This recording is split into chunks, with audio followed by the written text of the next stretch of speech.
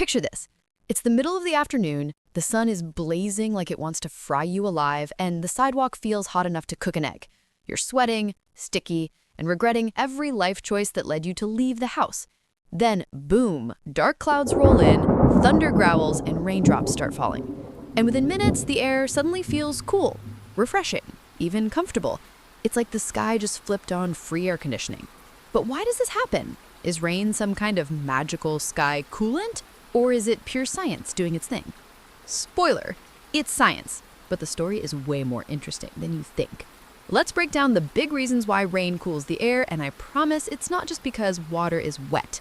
We're talking about a team effort between evaporation, downdrafts of cold air, cooler ground, and even clouds blocking sunlight. Think of it as Earth's weather squad working together to make you say, ah, every time it rains. First up, evaporation. When raindrops fall, not all of them actually hit the ground. Some evaporate mid-air before they land, especially in hot, dry conditions. And here's the trick. Evaporation requires energy. It literally steals heat from the surrounding air to turn liquid water into vapor.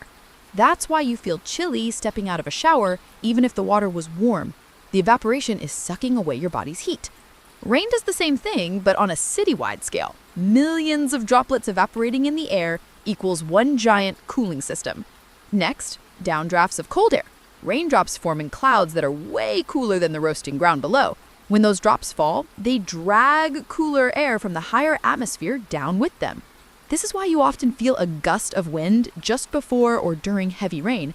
It's basically a cold air delivery service, parachuting down from the sky to slap you in the face. Scientists call this outflow, but you can call it nature's cold fan. Either way, it's instant refreshment. Third player, the ground. Think about asphalt on a hot day. It's scorching, right? The ground absorbs heat all day and radiates it back into the air, making the lower atmosphere even hotter. Now bring in the rain. Those cool drops splash onto the sizzling surface and absorb some of that heat. Wet surfaces simply don't radiate as much heat as dry, baked ones. So the rain doesn't just cool the air, it shuts off one of the biggest sources of local heat. It's like turning off the oven in your kitchen after hours of cooking. And don't forget the clouds themselves. Before the first drop even hits you, thick storm clouds start blocking sunlight. Remember, the sun is constantly pouring energy into the Earth's surface. When clouds cover it up, they cut off that steady heat supply. The result? The air stops warming and starts chilling, especially when combined with evaporation and downdrafts of air. It's like someone finally drew the curtains on Earth's gigantic heat lamp. Now let's not ignore humidity. You know that sticky, suffocating feeling right before a thunderstorm? That's high humidity, making you feel like you're walking through soup. When rain falls, it stirs up the atmosphere. Sometimes that outflow of cooler air temporarily lowers the humidity around you, at least compared to the swampy pre-storm conditions. So you not only feel cooler, you feel less like you're drowning in hot air. It's a psychological win, even if the science is a little messy. Now, here's where it gets fun. Rain is basically Earth hitting the reset button after being microwaved by the sun all day. By late afternoon, the ground is baking, the air is miserable, and everyone's cranky. Then a storm sweeps in and dumps water everywhere. Suddenly, kids are outside splashing in puddles, parents throw open their windows, and even dogs stop panting. The atmosphere literally shifts from oven mode to spa mode in minutes. That's not magic, it's physics, baby. Of course, not all rain is equally created.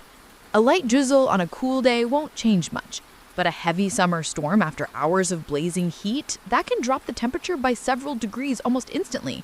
Tropical countries like Thailand or Brazil know this well. Afternoon rainstorms are like clockwork, and people look forward to them because they really do make the evening bearable. Without that daily shower, life would feel like living in a sauna without a door.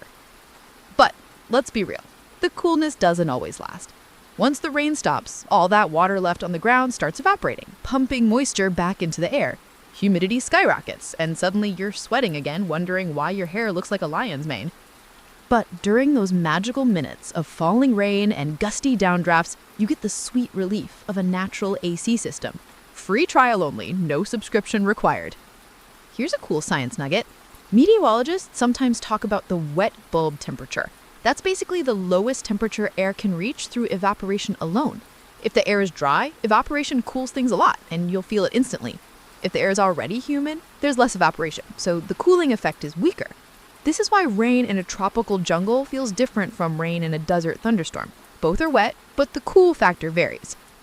Let's also talk about cities. Ever heard of the urban heat island effect? Cities trap heat because of concrete, asphalt, and endless rooftops. They soak up sunlight all day and release it slowly, making evenings uncomfortably hot. But when rain hits, it interrupts this process. Streets get soaked, rooftops cool off, and rain washes away some of the dust and particles that trap heat. Combine that with a burst of cold downdraft air, and urban temperatures can drop noticeably. If you've ever lived in a concrete jungle and felt the sheer relief of rain cooling everything down, that's why. So, to recap the science in plain words, 1. Raindrops evaporate, evaporation steals heat, air cools. 2. Falling rain pulls cold air down, downdrafts mix with hot air, instant temperature drop. 3. Rain hits the ground, hot surfaces lose their heat, less heat radiating upward. 4. Clouds block the sun, heat input stops, air stops cooking. 5. Outflow winds stir things up, humidity shifts, air feels fresher. It's a perfect storm of cooling factors. Now let's zoom out and make it personal.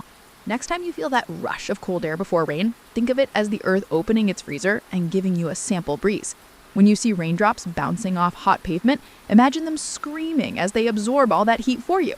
And when your mom yells at you to close the windows during a thunderstorm, just know she's low-key shutting off the free AC and turning the house back into a sauna. Thanks, Mom.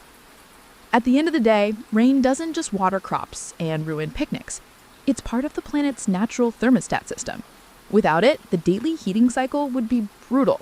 Rain breaks the monotony, rebalances the atmosphere, and yes, gives you those glorious few minutes of shivers in the middle of summer. So, now that you know the science, here's the question. Do you actually enjoy that cool breeze during a storm? Or are you too busy complaining about wet socks and traffic jams? Let me know in the comments. And of course, don't forget to like, share, and subscribe to Wiseuse for more funny but true science.